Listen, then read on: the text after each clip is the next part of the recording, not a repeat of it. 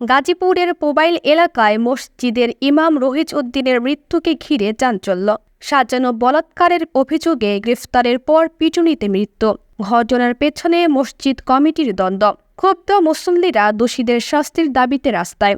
তিনি ছিলেন আখলাদুল জামে মসজিদের ইমাম ও খতিব। স্থানীয় সূত্রে জানা গেছে, মসজিদের দুই পক্ষ, আহলে হাদিস ও আহলে সুন্নাত, দীর্ঘদিন ধরে দ্বন্দ্বে লিপ্ত ছিল। রহিজউদ্দিন ছিলেন আহলে সুন্নাত অনুসারী, আর তার নিয়োগই ছিল এই বিরোধের মূল সূত্রপাত। রবিবার সকালে পরিকল্পিতভাবে সাজানো হয় বলাৎকারের নাটক। গাছে বেঁধে ইমামকে বেধড়ক মারধর করে পুলিশে সোপর্দ করা হয়, আর এর কিছু ঘণ্টা পরেই গাজীপুর কারাগারে মারা যান রহিজউদ্দিন।